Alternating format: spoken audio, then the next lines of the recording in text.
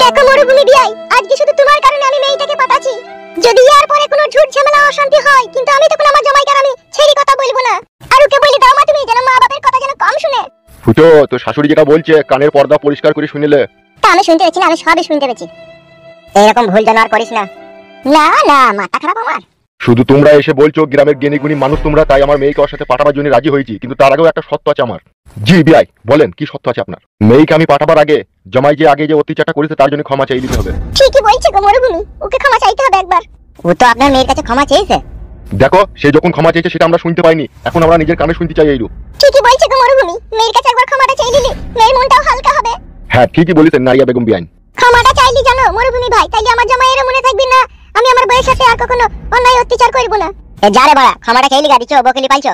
বেশ ঠিক আছে, আর কোনোদিন ঝগড়া শান্তি করব না। চলো বউ বাড়ি চলো। এটা ক্ষমা চানো হইলো না ছোড়া, কাছে যদি ভক্তি করি গই বল।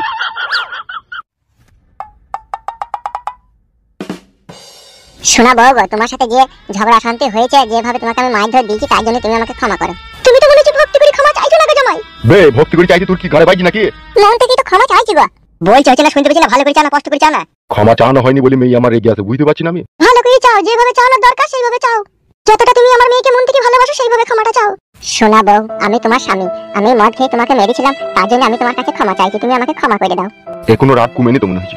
ভালো করে চারে বাড়া। ফুটো তাড়াতাড়ি কর। খুব হ্যাঁ পেলাতে এই ছেলেটা। বউ, আমি তোমার বাবা মায়ের কিনা গোলাম। যতদিন আমি দুনিয়াতে বেঁচে থাকবো ততদিন তোমাকে আমি মাথায় করে রাখবো, বুকের ভিতরে কলজির ভিতরে যত্ন সহকারে রাখবো। ইহকালে আর পরকালে তুমি আমার জীবন মরণের সাথী। তুমি তোমার মা বাবার কথা শুনবে না তো? কি আর বলবো বউ, সবই কপালের দোষ।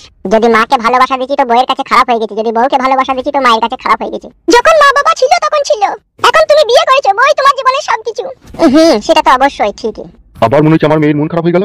কো এখনো তো হয়নি মনে হচ্ছে। ভালো করে ক্ষমা চারে। শোনা বউ রঙ্গিলা, প্লিজ বউ তুমি আমার উপরে আর রাগ করে থেকো না। এবার তুমি চলো, তোমার বিরহ বিচ্ছেদ আমাকে এক নিদারুণ যন্ত্রণা দেয়। তুমি ছাড়া আমি নিজেকে যাযাবর মনে করি। কোনোদিনও রাত করে বাড়ি ফিরবে না তো? তুমি যদি মানা করো তাহলে বাড়ি থেকে বেরোবো না, বাড়িতেই থাকবো।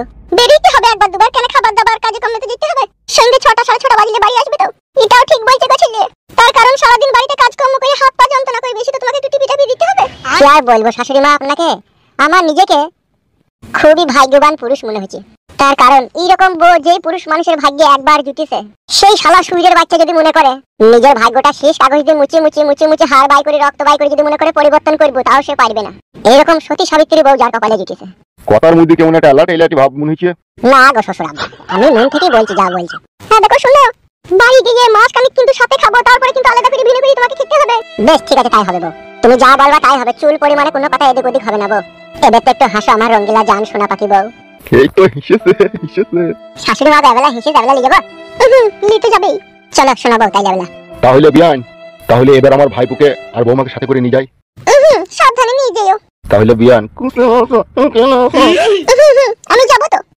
কোথায় যাবে তুমি? আজকে জামাই বাবাজি মেয়েটাকে নিয়ে যাচ্ছে, নিয়ে যা, কালকে গিয়ে আমি আবার দেখে আসবো, সেটাই বলছি। ও শাশুড়ি মা তাহলে চললাম, তাহলে ভালো থেকো। হ্যাঁ মা, বেশ ঠিক আছে যাও। আসি তাহলে, ভালো থেকো।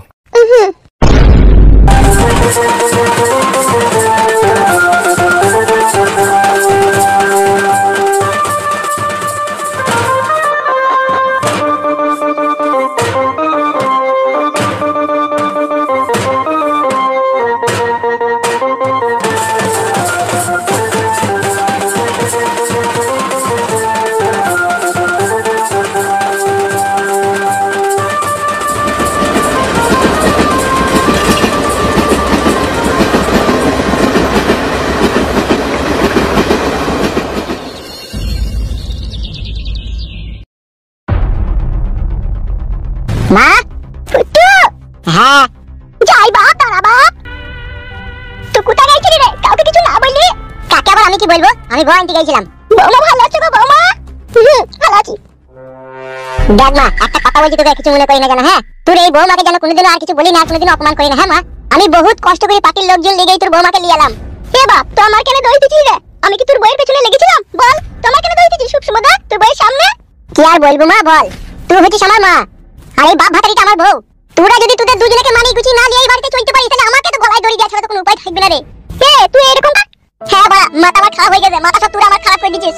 আমি তোর মাথা খারাপ করে দিছি লাই? বাল বাল মনে যদি হাত পা ছুঁই ছেঁচড়ি করতে পাই, কেটে খালি বাড়া বিয়ে করলাম জীবনে একটা, তা আবার তুই দেখে শুনি বিয়েটা আমার দিয়ে দিলি। আর সেই তুই যদি এরকম করিস তাহলে আমি কি করবো বলে বেলা, কি করবো আমি? এই মাগো, এই মাগো, বউকে আইন থেকে কত অপমান সহ্য করতে হলো শ্বশুর বাড়িতে। শাশুড়ির অপমান, শ্বশুরের অপমান, ভাইয়ের অপমান, মনে হচ্ছে আমার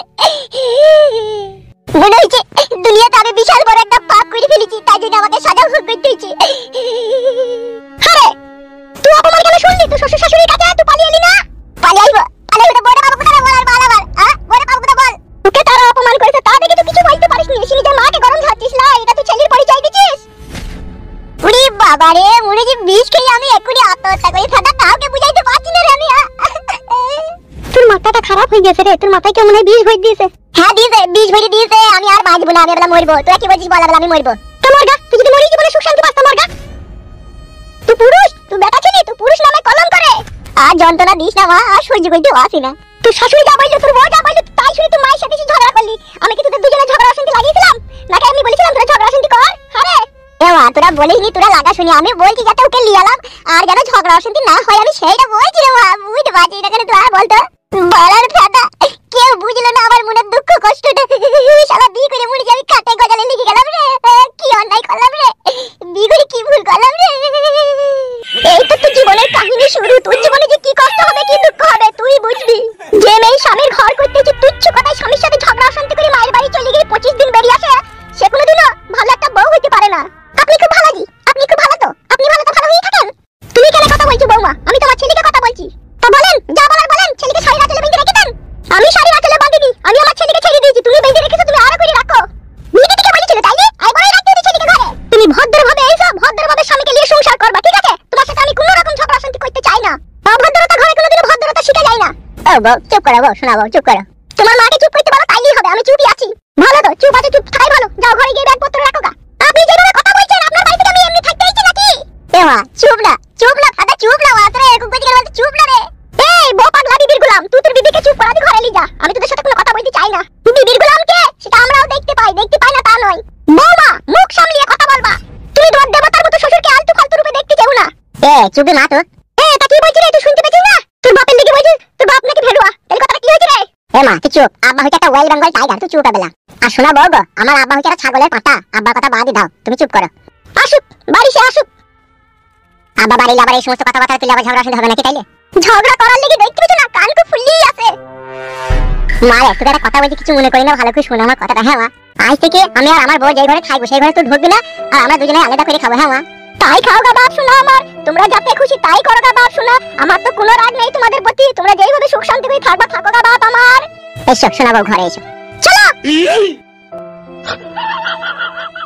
কিছু মনে করি না। হ্যাঁ মা, বয়স হালকা তো, বুদ্ধিটা একটু কম।